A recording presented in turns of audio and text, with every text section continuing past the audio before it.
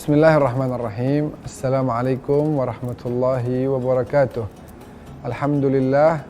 Alhamdulillahirabbil alamin wassalatu wassalamu ala asyrafil anbiya'i wal mursalin sayyidina Muhammadin wa alihi wa sahbihi ajmain. Amma ba'du, pemirsa Dai TV yang budiman, pertama-tama kita bersyukur kepada Allah atas limpahan nikmat demi nikmat sehingga di hari ini kita masih bisa melaksanakan ibadah puasa. Mudah-mudahan Allah senantiasa memberikan nikmat kesehatan dan keafiatan bagi kita semuanya. Amin ya rabbal alamin. Pada kesempatan kali ini pembahasan kita adalah berkaitan dengan tentang investasi akhirat. Semua kita pasti suka berinvestasi. Kalau ada tawaran investasi yang datang kepada kita dan memiliki hasil yang besar, pasti kita akan dengan penuh semangat menjalankannya. Nah, mari pada kesempatan kali ini kita mengambil beberapa pelajaran penting sehingga kita bisa berinvestasi untuk kehidupan yang sifatnya kekal dan abadi. Kita dalam kehidupan dunia yang singkat dan fana ini saja, kita senang berinvestasi agar mendapatkan kelebihan dan kelebihan dari yang kita harapkan, dari kelebihan harta dan lain sebagainya. Dan pada kesempatan kali ini kami dari Harmoni Ramadan Dai TV ingin mengajak pemirsa yang budiman untuk sama-sama yuk kita berinvestasi bagi akhirat kita.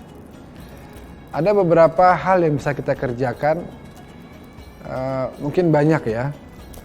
Tapi intinya adalah dengan bertakwa kepada Allah Subhanahu wa taala, dengan terus menjalankan ibadah kepada Allah Subhanahu wa taala. Namun pada kesempatan yang berbahagia ini, izinkan kami di sini membahas ada 3 poin utama yang bisa kita laksanakan, kita kerjakan, kita maksimalkan sehingga kita bisa mendapatkan keuntungan dari investasi kita tersebut. Dan 3 yang akan kita bahas ini, yang pertama adalah tentang ibadah puasa yang sekarang ini kita sedang menjalankannya di bulan mulia, bulan suci Ramadan.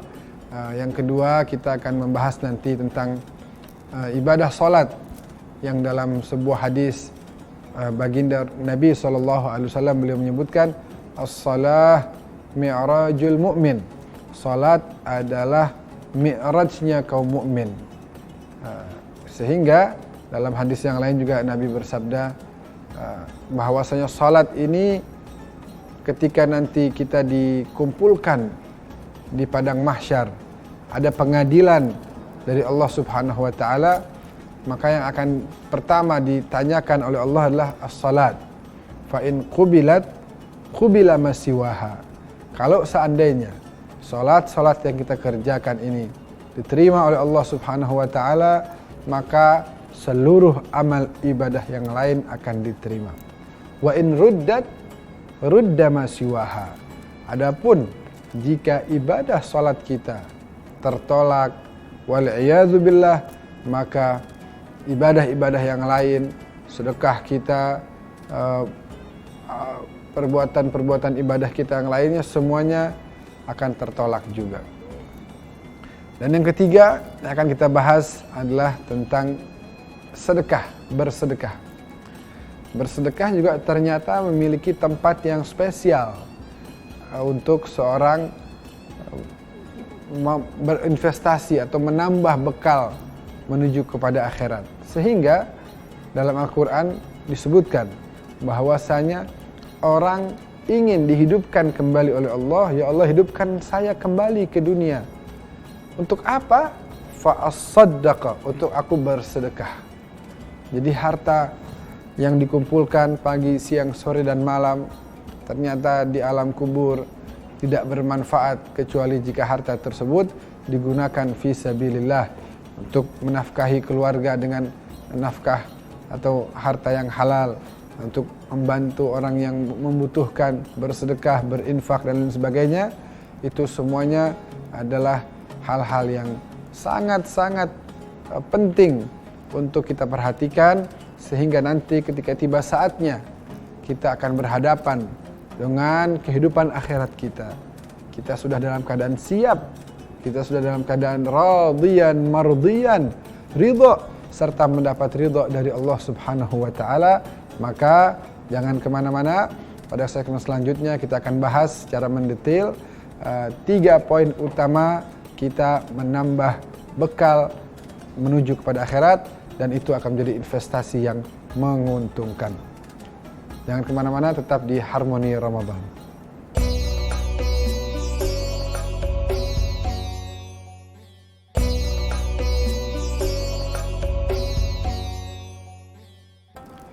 Ya, kembali lagi pada acara Harmoni Ramadan Dai TV.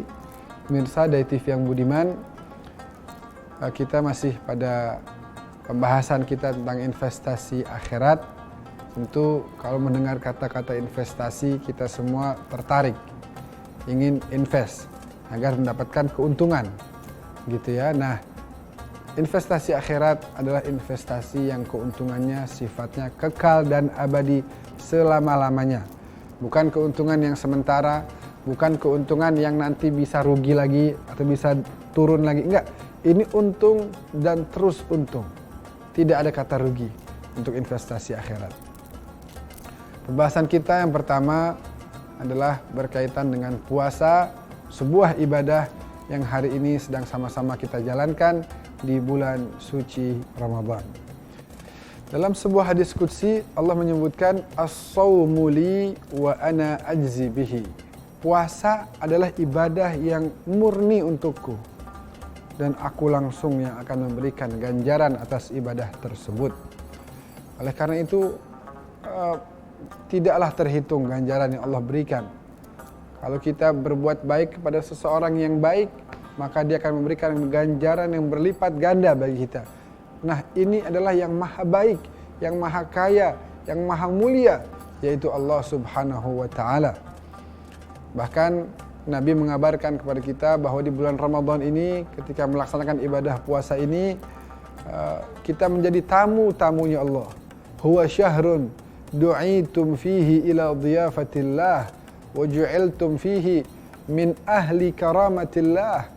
Dia adalah bulan di mana kalian dijadikan sebagai tamu-tamunya Allah dan dijadikan sebagai orang-orang yang mendapatkan kebaikan, rahmat dan kasih sayang dari Allah Subhanahu wa ta'ala. Maka oleh karena itu, puasa bukanlah sekedar menahan lapar dan haus. Puasa juga menahan, bagaimana kita menahan hawa nafsu dalam diri kita. Kita mengontrol keinginan-keinginan dalam diri kita. Kita menguasai juga lisan kita agar tidak berucap kecuali yang baik.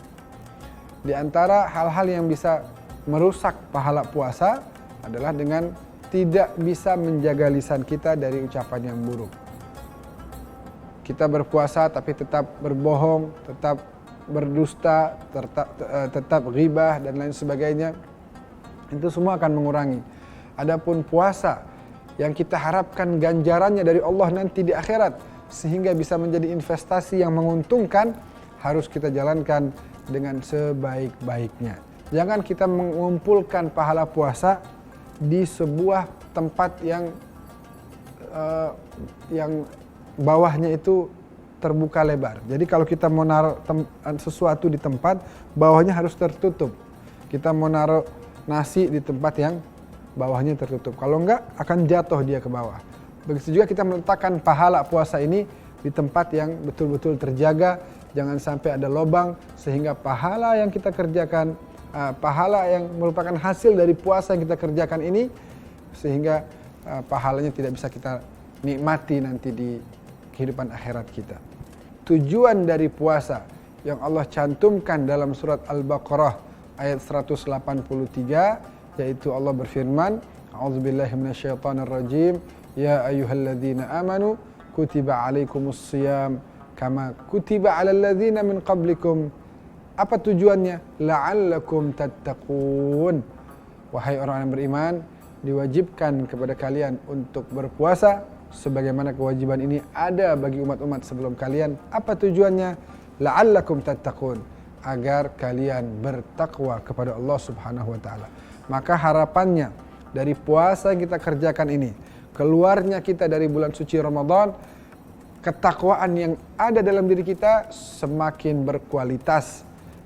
Ibadah kita, baik itu kualitasnya serta jumlah atau kuantitasnya juga kita tambah, sehingga puasa betul-betul berdampak positif dalam kehidupan kita.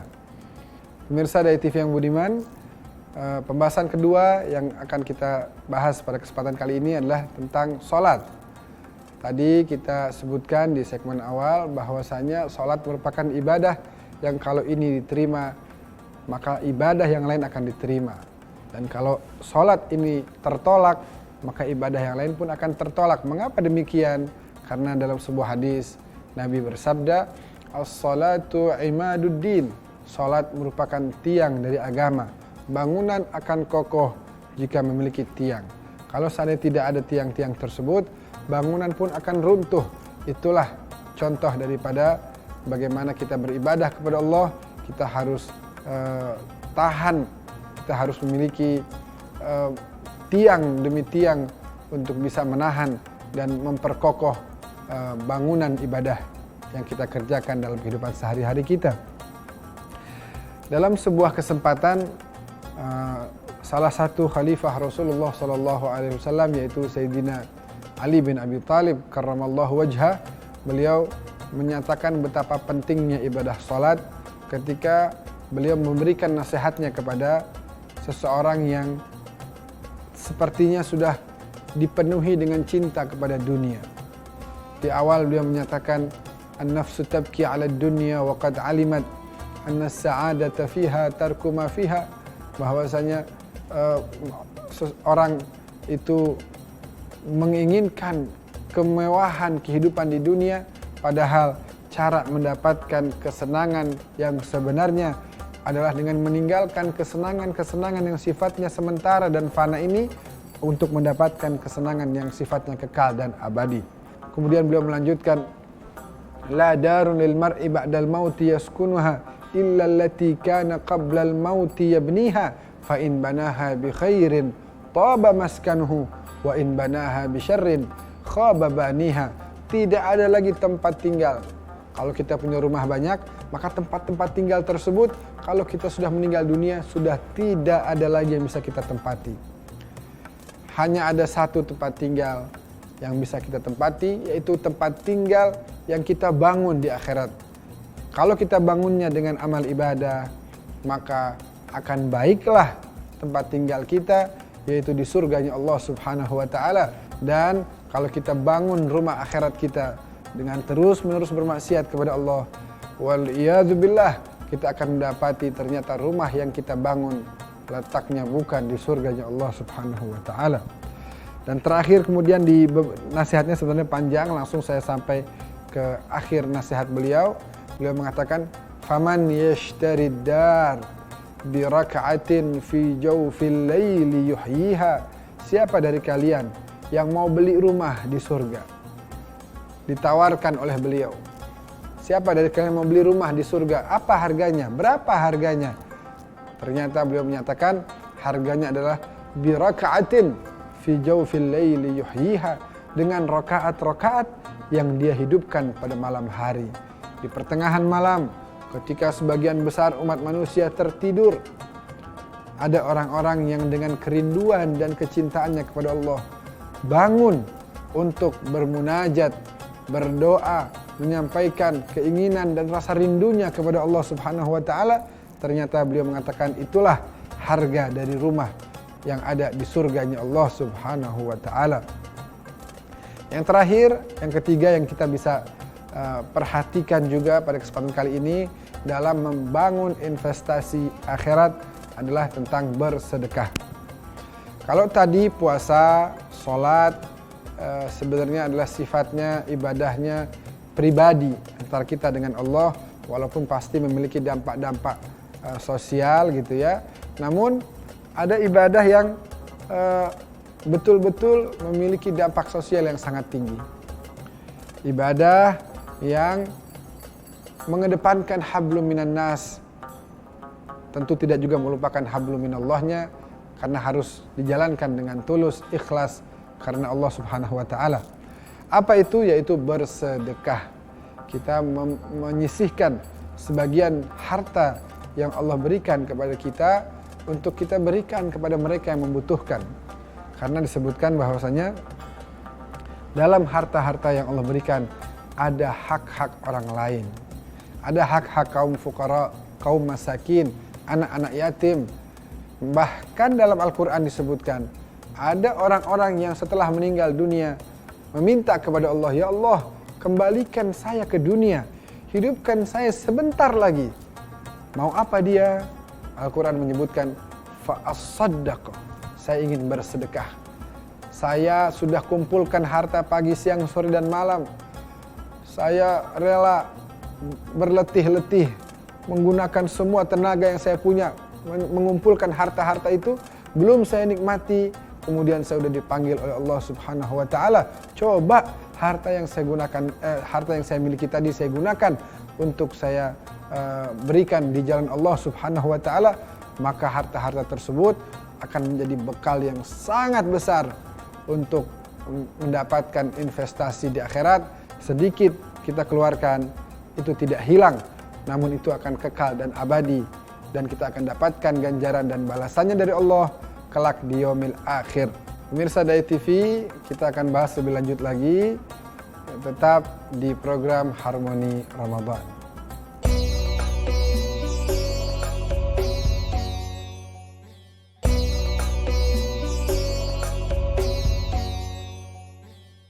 Kembali lagi pada acara Harmoni Ramadan Dai TV. Kita masih membahas tentang investasi akhirat. Setiap orang ketika mendengar kalimat investasi akan tertarik agar kemudian bisa mendapatkan keuntungan dari investasi tersebut. Tadi kita bahas pada segmen sebelumnya, ada beberapa yang bisa untuk kita kerjakan. Tentu ada banyak sebenarnya, namun tadi kita membahas setidaknya ada 3 poin utama yang harus kita berikan perhatian lebih untuk bisa kita kerjakan dengan maksimal agar mendapatkan hasil yang juga maksimal kelak di yaumil akhir. Di antaranya tadi kita bahas tentang puasa, sholat, sedekah, di mana hal-hal itu semuanya akan menjadikan kita sebagai hamba-hamba Allah yang akan mendapatkan kenikmatan demi kenikmatan ketika nanti kita sudah dipanggil oleh Allah Subhanahu wa taala.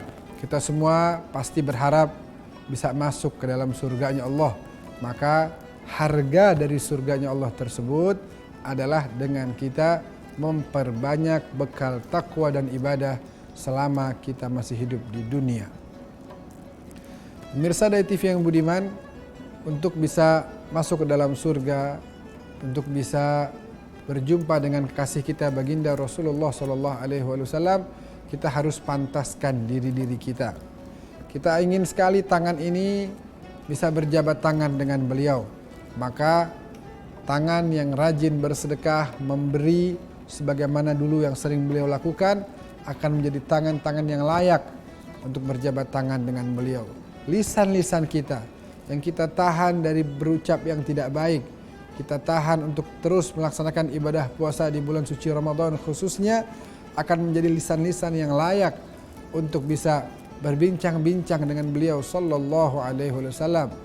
Dan wajah kita yang kita sering tundukkan dalam sujud-sujud kita akan menjadi wajah yang bisa bertatapan, berhadapan dengan wajah indah, dengan wajah mulia junjungan kita baginda Nabi Muhammad sallallahu alaihi wasallam. Terkait dengan ibadah yang kita kerjakan selama kehidupan dunia, ada ibadah yang sifatnya hablum minallah, ada yang hablum minan nas. Nah, kita harus menyatukan kedua jenis ibadah tersebut. Janganlah kita hanya fokus hablum minallah melupakan hablum minan nas. Janganlah kita hanya fokus baik dengan manusia hablum minan nas tapi lupa menggapai dan mencari ridha dari Allah Subhanahu wa taala. Dahulu di zaman baginda Nabi SAW ada orang yang hanya fokusnya ibadah kepada Allah, hablum minallah.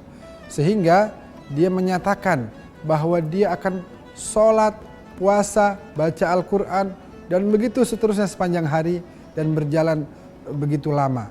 sehingga istri dan anak-anaknya pun terlantar.